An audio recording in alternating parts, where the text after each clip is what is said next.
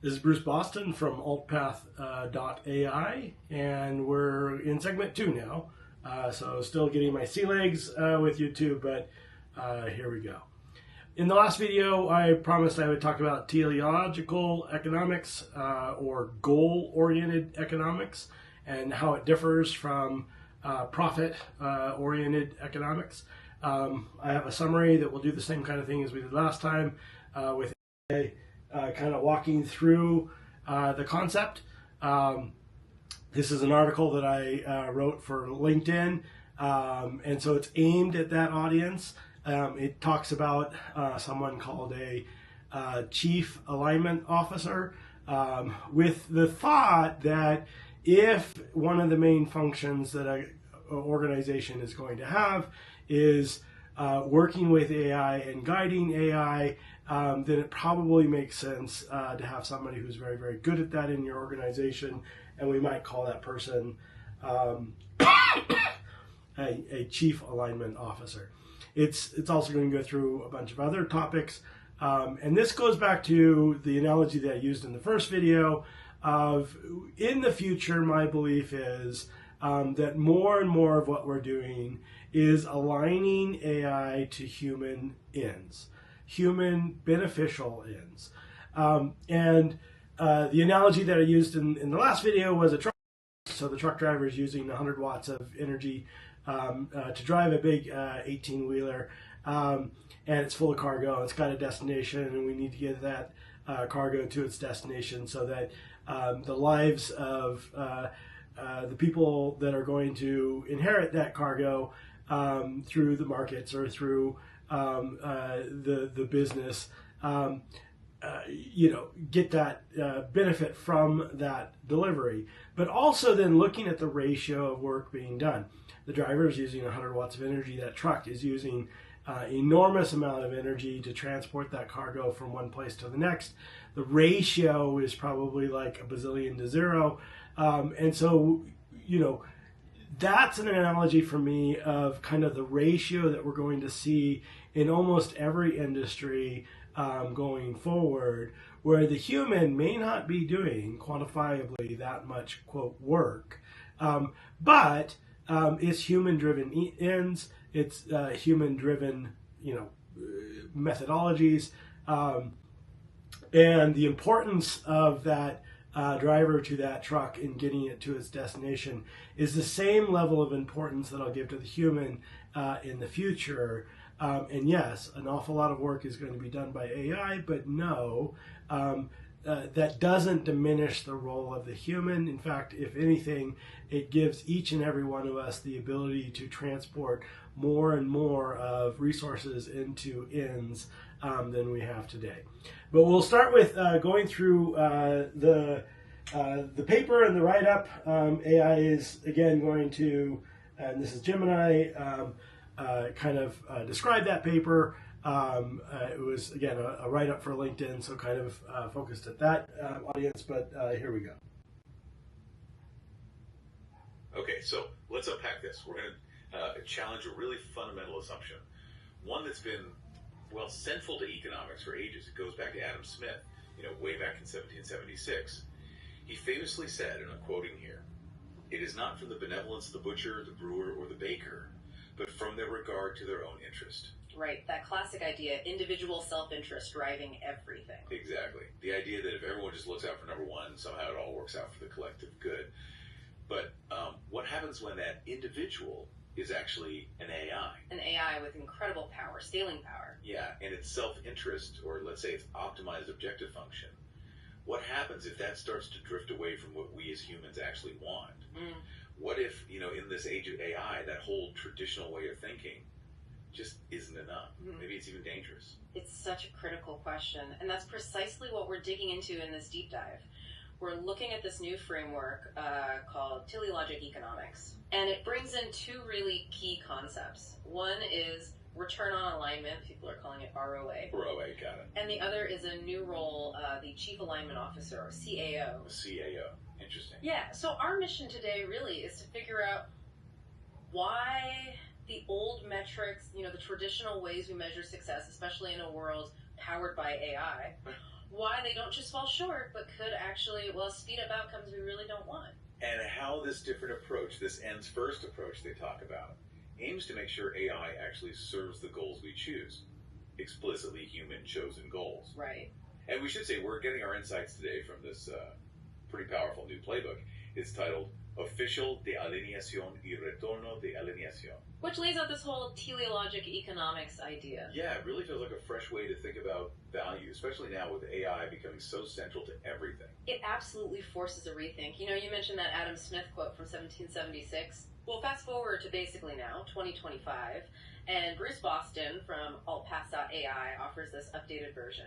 And it really flips the script. It argues the AI era needs a whole new kind of self-interest. Okay, now this is where it gets really interesting for me. So Boston says it is not from the benevolence of the Mag 7 exec, the state bureaucrat, the local citizen, or the global influencer, but from their regard to their shared interest. And just quickly, the Mag 7 execs, that's referring to the leaders of the big 7 tech companies, right? The ones really shaping AI. That's right, the big players. So that shift from individual interest to shared interest, that feels profound, doesn't it? But is it like just a nice idea, a philosophical thing? Or are there actual hard economic reasons pushing this change? That's a really important point. And, well, it seems like it's not just philosophical, it's becoming an economic imperative. Think about return on investment, RoI. It's still essential, right? You need it, as the playbook says, to keep the lights on. Sure, you gotta pay the bills. Exactly, but it's just not enough anymore. Not as the only measure of success. That traditional RoI, just looking at the financial return, it just wasn't built for the kind of risks and opportunities that AI brings. And why exactly is that? What's the core problem with just using RoI? Because, and this is a key line from the playbook, misalignment scales at machine speed. Okay.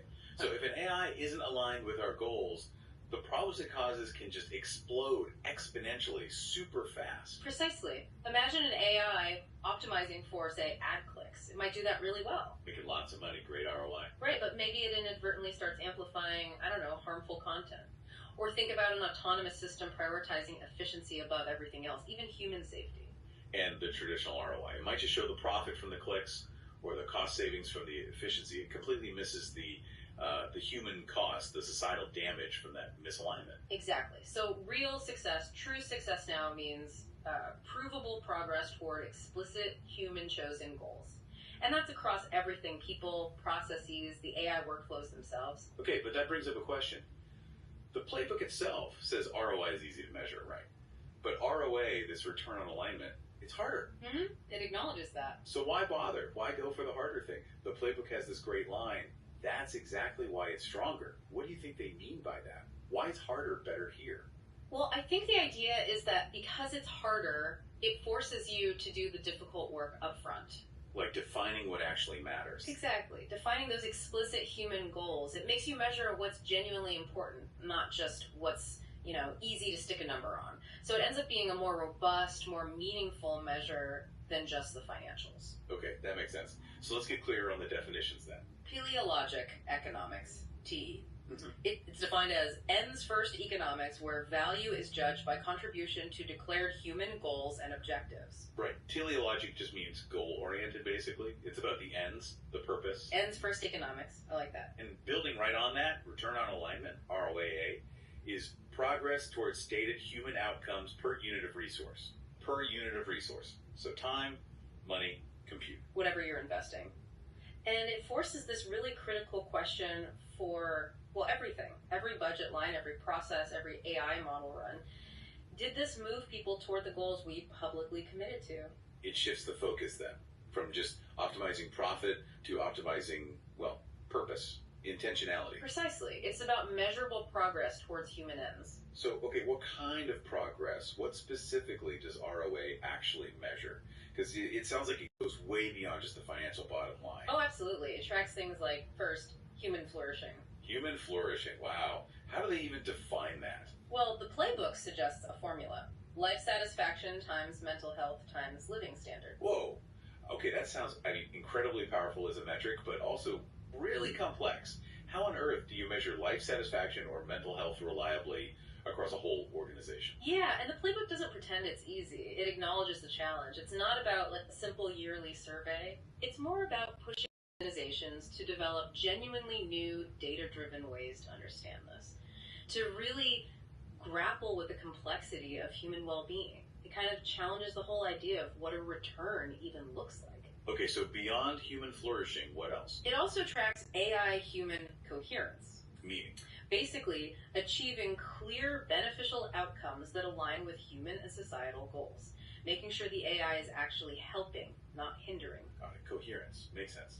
And the third one is future security. So are we building capabilities? Are we investing in things that actually serve these stated human ends in the long run? It feels like a much more holistic view then. Asking, are we building a genuinely better future, or are we just, building a more profitable present? That's a great way to put it. So this is a huge shift in thinking, a fundamental reorientation. Well, like, who actually makes this happen inside a company? Who's responsible for driving this ends first approach? Well, that brings us to that pivotal new role we mentioned earlier, the Chief Alignment Officer, the CAO. Right, CAO. This person, according to the playbook, owns the alignment charter, the RoA stack, and gatehold authority on launches, human processes, and AI systems included. Okay, hold on. Owns the alignment charter. That sounds like the public declaration of goals. Exactly, the mission statement for alignment. And gatehold authority. So they can actually stop things, stop launches, even human process changes. Yes, both human processes and AI systems. That's significant authority. And what's this RoA stack they own? Is that like the tech stuff? Yeah, essentially, it's the whole infrastructure, the technology, the processes, the methods needed to actually measure and manage RoA across the entire organization. Think data platforms, reporting tools, the whole nine. Okay. And what's really cool here is how it relates to ROI. The playbook says profit ROI must track with alignment. You still need to be viable. Keep the lights on? Keep the lights on. But, and this is key, ROI alone is insufficient. The real goal, the ultimate focus, is the organization's teleological focus, its declared purpose. And the CAO is the guardian of that purpose. And it sounds like they have real teeth. This isn't just a figurehead role. Not at all. Their mandate includes things like alignment review plus gatehold for material releases. We talked about that gatekeeping power. Right. They also have direct escalation to board alignment committee, so they can go straight to the board if needed. Wow, bypassing layers. And, get this, joint CFO sign-off on RoA-tied capital allocation. Meaning they co-sign with the chief financial officer on where money gets invested, specifically linking it to alignment goals. That's right. They genuinely influence where the resources go, making sure investment directly supports alignment, not just short-term profit. That's serious power. Yeah. What about AI specifically? What's their role there? Oh, it's incredibly detailed and, frankly, critical. They set the alignment requirements across data, model, prompt, and agent life cycles. So building alignment in right from the start, from the data used to the model training to how prompts are designed. Exactly. Baking it in. They also implement a unified evil harness with SLAs. Evil harness, like a standardized testing system.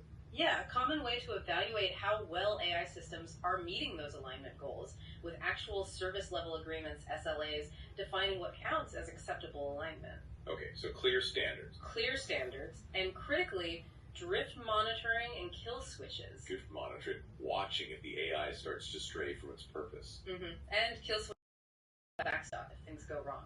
Essential safety mechanisms. And there was something about cards.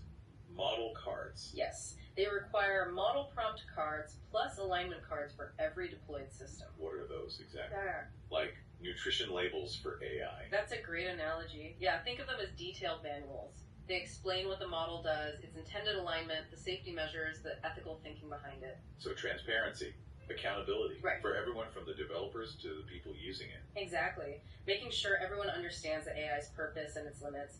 It's about building in those guardrails in clear direction right from the beginning. Moving away from just reacting when things break to proactively building for alignment. So, okay, we have this CAO with real power, focusing on ROA. What are their actual deliverables? What do they produce? The playbook highlights 3 key outputs.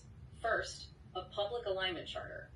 That's the public promise, the statement of intent. So everyone knows what the organization is aiming for. Second, a live RoA dashboard.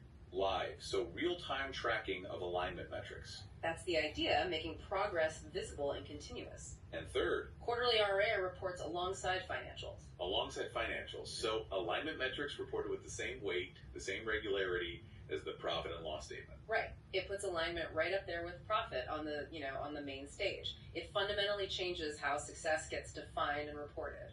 Wow. So wrapping this part up then, it really signifies a huge shift, doesn't it?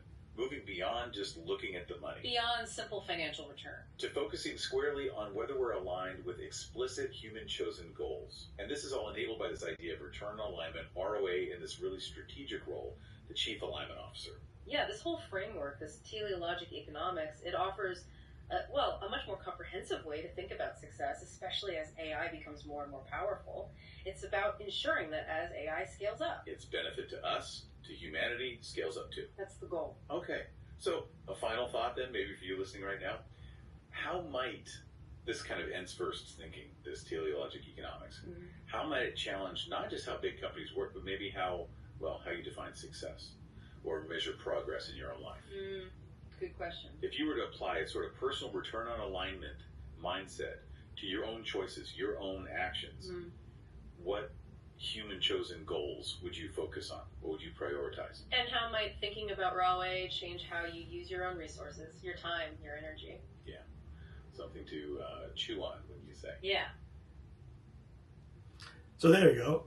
A little quirky. I'm currently traveling in Latin America, and Google thinks, therefore, my language is Spanish. And if you think Google knows everything about you, here's an example where they might not.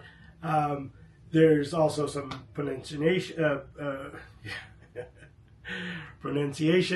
concerns with how it says things like RoA and RoA stack and the CAO. But the goal here was to present something that was, how might we get closer to goal or human end oriented economics. It's not about getting rid of profit in companies, and I think that has to be stressed because I'm sure that's going to be a key critique of the proposal. Compare it to logistics or quality, that logistics is also vital to organizations. Distribution is vital to organizations. If you're distributing any sort of product, quality is a strong enough metric that it's the core of many brands. And yet, profit can also maybe take that tier 2 rung, and maybe we can move what are you doing for humans, for the standard of living of humans, for the life satisfaction of humans, or the mental health of humans. And in future videos, I'll talk about how we quantify the effect on human lives of an organization, and does that help us support some organizations over other organizations? Does it shift the balance? And in shifting that balance, do we get anything out of that, right? Just shifting balance doesn't do you any good unless there's some sort of benefit that comes from that. I'm sure you have a lot of questions. Feel free to put them in the comments. There's lots of things I need to clarify, but that's not how this works. I throw a whole bunch of stuff out there. You find something interesting, you let me know where to dig deep, and then we can do that in future videos. Thank you so much for your time. We'll see you in the next one.